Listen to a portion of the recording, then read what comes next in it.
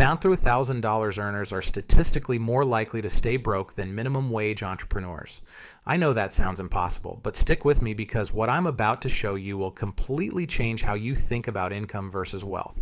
Sarah makes $12,000 as a software engineer in Austin. Mark owns a small landscaping business and barely clears $35,000 million Aust years. By conventional wisdom, Sarah should be wealthy, and Mark should be struggling. But here's the reality. Mark has a net worth of $34,000, while Sarah has negative $18,000 in net worth, despite making 3 times his income. This isn't an anomaly. This is the hidden pattern that financial advisors don't want to discuss because it destroys their entire business model. According to CNBC research, 70% of people earning over $100,000 live paycheck to paycheck. That's not a typo. 7 out of 10 six-figure earners have virtually no savings, no assets, and would be financially devastated if they missed 2 paychecks.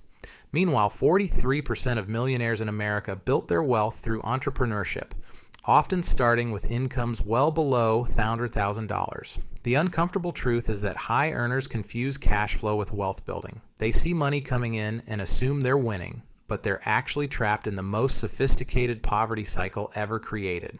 It's what I call lifestyle inflation prison, and the bars are made of mortgage payments, car loans, and what economists politely call consumption spending. The typical $100,000 earner spends 80 to 90% of their income on lifestyle. They buy the house they deserve, the car that makes sense for their position, and the vacations that help them decompress from work. Meanwhile, the average millionaire spends only 10 to 15% of their income on lifestyle, regardless of how much they make. This isn't about being cheap. It's about understanding a fundamental principle that schools don't teach. Your expenses determine your wealth, not your income. Here's a number that should terrify every high earner watching this. It takes approximately $1.2 million in salary income to accumulate just $1 million in net worth at typical spending rates. Think about that. If you make $100,000 per year, you'd need to work for 12 years just to become a millionaire, assuming you could maintain perfect discipline. But here's the kicker. You can't maintain perfect discipline because lifestyle inflation isn't a choice. It's a psychological inevitability. The moment you start making more money, your brain recalibrates what feels normal. The $300 apartment becomes reasonable. The $800 car payment becomes justifiable. The $200 dinners become standard. And suddenly, you're not just spending more money. You're spending at a rate that makes wealth accumulation mathematically impossible. The tax code makes this even worse. That $100,000 salary becomes $63,000 trillion, $68,000 after federal taxes, depending on your state. Add in the mortgage interest deduction that encourages you to take on debt, and you're essentially being incentivized by the government to stay poor while feeling rich. But entrepreneurs play a completely different game. They understand something that employees never learn. Assets generate wealth, not paychecks. When Mark the landscaper buys a new mower, it's a business expense that reduces his taxes and generates more income. When Sarah the software engineer buys anything, it's with after-tax dollars that make her poorer. This is why the average millionaire's wealth comes from multiple revenue streams, not a single salary. They don't get rich by earning more per hour. They get rich by creating systems that earn money without their direct time investment. Let me tell you about 2 people I know personally because this will illustrate exactly why high earners stay broke while entrepreneurs get rich. Jennifer is a marketing director making $14,500 at a Fortune 500 company. She drives a leased BMW, lives in a $4,200 per month apartment in downtown Denver, and spends about $1,800 million monthly on what she calls lifestyle maintenance. Restaurants, clothes, skincare, gym memberships, and weekend trips. Her Instagram looks amazing. Her bank account tells a different story. After taxes, Jennifer takes home roughly $8,700 per month. Her fixed expenses eat up $6,200 of that immediately. Add in groceries, gas, and miscellaneous spending, and she's left with maybe $800 per month for savings. That's assuming perfect discipline, which humans don't have. Most months she saves nothing. Some months she actually goes backwards when unexpected expenses hit. Now meet David. He owns 3 laundromats in Phoenix and reports about $89,000 in annual income. But here's what the IRS doesn't see. David lives in a house he bought for $18,000 trillion. Hat's now worth $32,000. He drives a used Toyota that's completely paid off. His monthly expenses are roughly $2,800, leaving him with $4,600 per month in cash flow. But more importantly, his laundromats are appreciating assets that generate passive income. The difference isn't just spending habits, though that's part of it. The difference is that Jennifer thinks like an employee while David thinks like an owner. Jennifer optimizes for lifestyle. David optimizes for assets. When Jennifer gets a raise, she immediately inflates her lifestyle to match. When David's laundromats generate more cash, he looks for laundromat number 4. This is why research shows the median time from $100,000 income to millionaire status is over 20 years without business ownership. 20 years. That's assuming you start at 25 and maintain discipline until 45. But here's the psychological trap that gets most high earners. They feel wealthy because they can afford things that broke people can't. They can get approved for the nice apartment. They qualify for the luxury car lease. Banks eagerly offer them credit cards with $5,000 limits. The entire financial system is designed to help high earners convert their income into debt service, because that's how banks make money. Meanwhile, entrepreneurs understand something counterintuitive. Feeling broke is often a sign you're building wealth correctly. When David could have bought a luxury car but chose to buy another laundromat instead, he felt poorer in the short term. His friends making less money had nicer cars. But assets appreciate while luxury goods depreciate. The car loses value the moment you drive it off the lot. The laundromat generates $2,000 per month in passive income for decades. Here's another number that reveals the depth of this problem. The average $100,000 earner has 2.3 sources of income, but 2.2 of those are still W-2 employment related. Salary, bonus, maybe some stock options. The average millionaire has 7 sources of income, and most of them are asset-based: rental properties, business ownership, dividend stocks, royalties, and investments. High earners diversify their spending. Millionaires diversify their income streams. The spending patterns reveal everything. Millionaires typically spend money in 3 categories: necessities, assets, and strategic lifestyle choices that either save time or generate more income. High earners spend money in 5 categories: necessities, comfort, status, entertainment, and whatever marketing convinced them they needed this month. Every dollar spent on status is a dollar that can't compound into wealth. Every dollar spent on assets is a dollar that can generate more dollars without your time investment. The fundamental difference between high earners and wealth builders isn't intelligence, luck, or even discipline. It's how they think about money itself. And this difference is so profound that it creates completely opposite financial outcomes from the same starting point. High earners think about money as something to spend. Entrepreneurs think about money as something to deploy. That might sound like semantic nonsense, but the implications are massive. When a high earner gets $1,000, maybe a bonus or tax refund, they think about what they can buy with it: a vacation, furniture, paying down some debt, maybe putting it in savings. When an entrepreneur gets $1,000, they think about what that money can earn. Could it buy equipment that generates $500 million monthly? Could it fund inventory that turns over 4 times per year? Could it become a down payment on a rental property?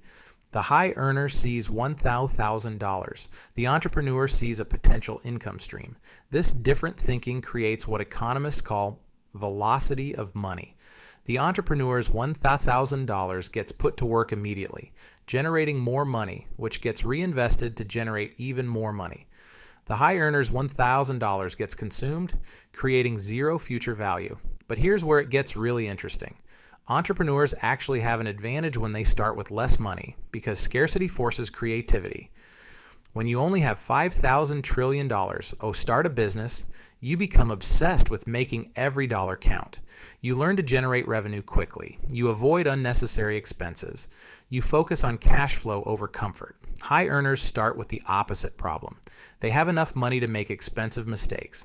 They can afford to launch the perfect business plan instead of testing market demand first. They buy premium equipment before proving the concept. They hire employees before understanding the work themselves. Essentially, having more money allows them to skip the learning experiences that create business discipline. I've seen this pattern repeatedly. The doctor who loses $2,000 trillion trying to open a restaurant because he could afford to do everything wrong and still survive for months. Meanwhile, the former server who started a food truck with $8,000 billion becomes profitable in month 2 because survival demanded it. There's also a psychological component that nobody talks about. High earners are often addicted to certainty. They chose high-paying careers precisely because they wanted predictable income, clear advancement paths, and stable benefits. But wealth building requires embracing uncertainty. It means buying assets before you know if they'll appreciate. It means starting businesses before you know if they'll work. It means making decisions with incomplete information. The employee mindset says, how can I minimize risk? The entrepreneurial mindset says, how can I minimize the consequences of being wrong while maximizing the benefits of being right? This shows up in their relationship with debt. High earners use debt to buy things: houses, cars, education, vacations. They see debt as a tool for consumption. Entrepreneurs use debt to buy assets: rental properties, business equipment, inventory, other businesses. They see debt as leverage for wealth creation. The tax code reveals this difference perfectly. Employees pay taxes on income, then spend what's left. Business owners spend money on business expenses, then pay taxes on what's left. That's not just a technical difference. It's a completely different relationship with money. The W-2 employee's financial strategy is earn money, pay taxes, spend money, hope something's left over for savings. The business owner's financial strategy is earn money, reinvest in assets that create more income, pay taxes only on true profit. Here's a statistic that shows how powerful this difference becomes over time. The average business owner who makes $75,000 per year accumulates more wealth over 20 years than the average employee who makes $15,000 per year. That's not because business ownership is magic. It's because business owners are forced to think about money as a tool rather than a reward. Here's something that will probably make you angry. The tax system is specifically designed to extract maximum wealth from high-earning employees while helping business owners build assets. This isn't a conspiracy theory. It's explicit policy that most people never understand because tax education isn't taught in schools. Let me show you exactly how this works with real numbers. Meet Lisa, a financial analyst making $11,000 per year in Chicago. Here's her reality. She pays $16,500 in federal income taxes, $8,470 in Social Security and Medicare taxes, and $3,300 in Illinois state taxes. That's $2,070 in taxes, leaving her with $8,730. But we're not done. She lives in a decent apartment because she needs to be close to work. $2,400 per month or $8,800 per year. That apartment rent paid with after-tax dollars. She drives to work and pays for parking, roughly $4,200 per year in transportation costs, also after-tax dollars, work clothes, dry cleaning, lunches out because she's too tired to cook after 10-hour days, another $6,000 per year, all after tax. By the time Lisa covers just the basics of maintaining her high-earning lifestyle, she's spent $39,000 of her $8,130 trillion ache home pay on things directly related to earning her salary. She's got $4,230 left for everything else: food, entertainment, saving for retirement, building wealth. Now meet Carlos, who owns a small HVAC repair business and reports $87,000 in income, $23,000 less than Lisa. But Carlos operates in a completely different financial universe. His work truck, business expense, deductible before taxes. The fuel, insurance, and maintenance on that truck, all business expenses. The tools he buys, business expenses that also happen to increase his earning capacity.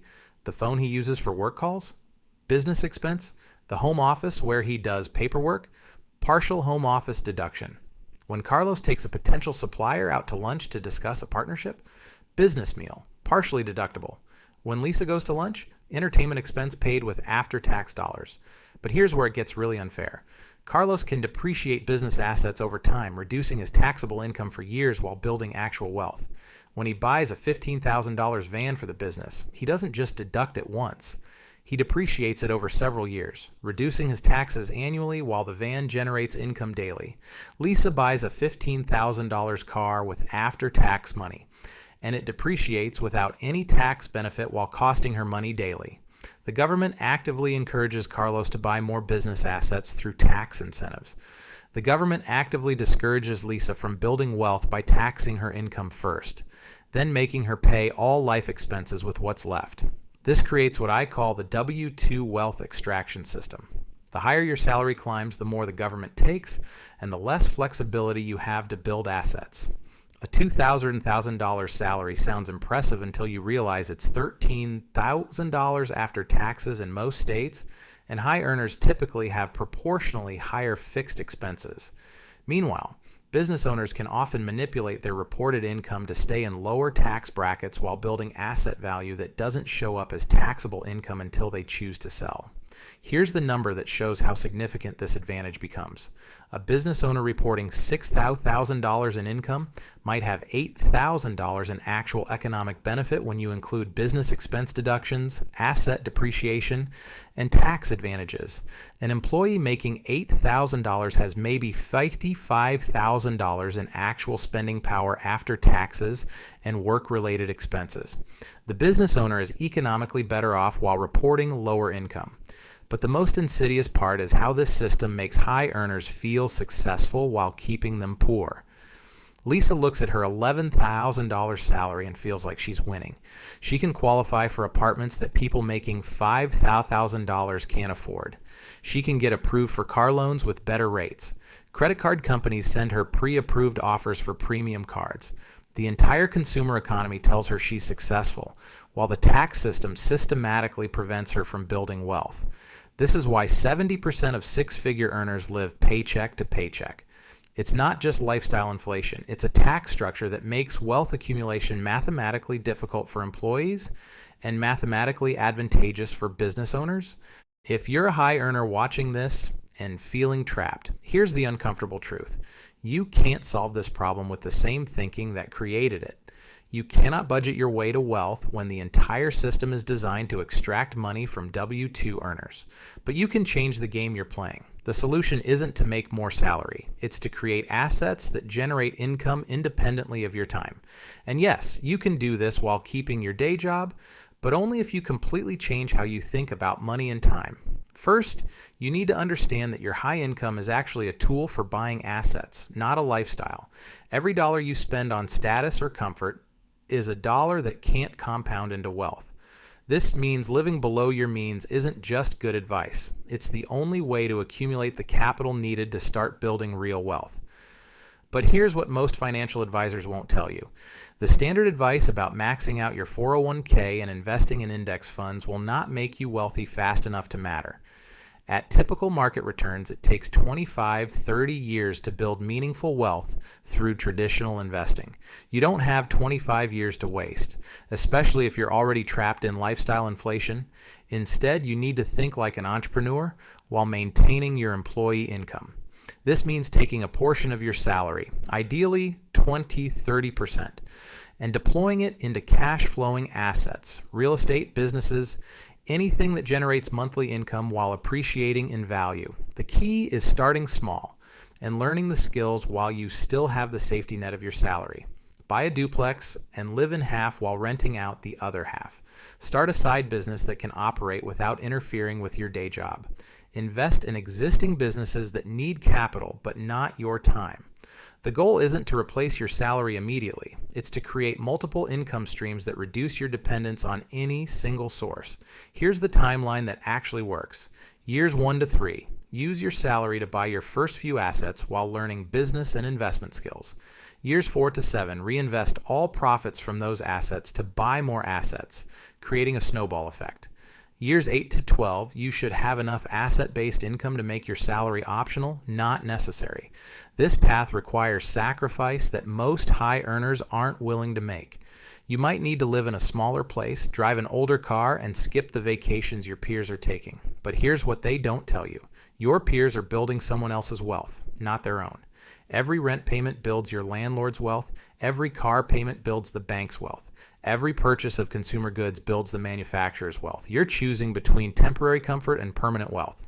The decision point is simple. Do you want to feel rich now or be rich later? Because the path to actual wealth requires feeling poorer in the short term while your money works in assets instead of funding your lifestyle. Most people choose to feel rich now, which is why most high earners never build real wealth. But if you can delay gratification and think like a business owner instead of a consumer, your high income becomes the fastest path to financial freedom. The difference between wealthy people and high earners isn't complicated.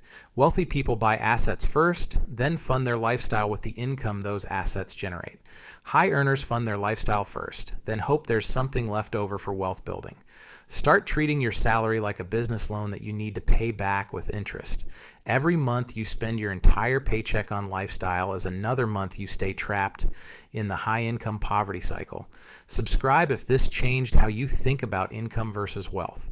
Because next week I'm breaking down exactly which assets generate the most cash flow with the least time investment.